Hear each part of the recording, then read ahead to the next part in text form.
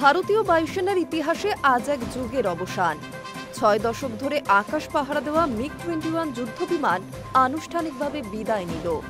দীর্ঘ সময় ধরে ফ্লাইং কফিন নামে বিতর্কের কেন্দ্রবিন্দু হলেও এই বিমানই ভারতকে বহু যুদ্ধের সাফল্য এনে দিয়েছে। ১৯৬৩ সালে সোভিয়েত ইউনিয়ন থেকে কেনা মিগ-21 ধীরে ধীরে হয়ে উঠেছিল বায়ুসেনার মেরুদণ্ড। আজকের অবসরের সঙ্গে শেষ হল ভারতের সবচেয়ে দীর্ঘতম ব্যবহৃত ফাইটার জেটের অধ্যায়। ভারতীয় বায়ুসেনার সঙ্গে মিগ-21 এর সম্পর্ক শুরু ১৯৬৩ সালে। সোভিয়েত ইউনিয়নের কাছ থেকে কেনা হয়েছিল এই যুদ্ধবিমান। শীতল যুদ্ধের প্রেক্ষাপটে ভারত যখন আধুনিক বায়ুশক্তি গড়ে তুলতে চাইছিল, তখন মিগ-21 এনে দিল এক নতুন আস্থা। সহজ পরিচালনা, গতি এবং যুদ্ধ ক্ষমতার জন্য এটি দ্রুতই হয়ে ওঠে ভারতীয় আকাশ রক্ষার প্রধান ভরসা। ১৯৬৫ সালের ভারত-পাকিস্তান যুদ্ধেই প্রথমবার যুদ্ধক্ষেত্রে নামানো হয় মিগ-21। পরের যুদ্ধগুলিতেও তার ভূমিকা ছিল অনস্বীকার্য। বিশেষত ১৯৭১ সালের মুক্তিযুদ্ধে মিগ-21 পাকিস্তানের বিমান বাহিনীকে বড় ধাক্কা দিয়েছিল। একের পর এক পাকিস্তানি ঘাঁটি ধ্বংস করা, আকাশযুদ্ধে প্রাধান্য কায়েম রাখা, সবইতেই এই ফাইটার জেট ছিল সামনে।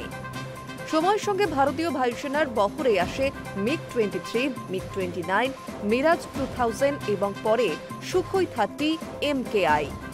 তবুও মিগ-21 রয়ে যায় আকাশ সেনার একটি বড় অংশ। নানা সময়ে আধুনিকীকরণ করে এর সক্ষমতা বাড়ানো হয়, কিন্তু বয়সের ভার এবং প্রযুক্তিগত সীমাবদ্ধতার কারণে ধীরে ধীরে প্রশ্ন উঠতে শুরু করে। দুর্ঘটনার সংখ্যা বাড়তে থাকে। পরিসংখ্যান বলছে ৭০-এর দশক থেকে এখনো পর্যন্ত শতাধিক দুর্ঘটনায় বহু পাইলট প্রাণ হারিয়েছেন। সেই কারণেই নাম হয় ফ্লাইং কফিন বা বায়বীয় কফিন। তবে শুধু দুর্ঘটনার নিরিখে বিচার করলে মিগ-21 এর অবদান খাটো হয়ে যায়। এই বিমান ভারতের আকাশ রক্ষার ইতিহাসে এক স্বর্ণ অধ্যায় রচনা করেছে। এর গতি ছিল শব্দের দ্বিগুণের বেশি এবং দ্রুত অভিযানে নামার ক্ষমতাও রাখত। সীমান্ত অঞ্চলে শত্রুপক্ষকে ঠেকাতে মিগ-21 বহুবার গুরুত্বপূর্ণ ভূমিকা পালন করেছে। আজকের অবসরের অনুষ্ঠান তাই হয়ে উঠল এক আবেগঘন মুহূর্ত। উপস্থিত ছিলেন প্রাক্তন এবং বর্তমান বায়ুসেনা প্রধানরা, পাইলটরা এবং প্রতিরক্ষা মন্ত্রকের শীর্ষ কর্তারা। অনুষ্ঠানস্থলে প্রদর্শিত হয় মিগ-21 এর শেষ ফ্লাই পাস্ট।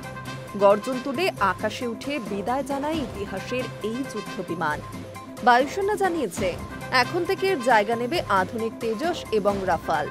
স্বদেশী প্রযুক্তিতে তৈরি তেজস লাইট কমব্যাট এয়ারক্রাফট এবং ফরাসি রাফাল মিলিয়ে নতুন যুগে পা রাখছে ভারতীয় আকাশ সেনা।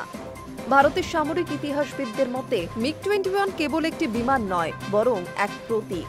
শত্রুর সামনে মাথা উঁচু করে দাঁড়ানো ভারতীয় বায়ুসেনার সাহস, আত্মবিশ্বাস এবং সক্ষমতার প্রতিচ্ছবি। তার বিদায় মানে এক যুগের ইতি, আবার নতুন যুগের সূচনা। Hi news network.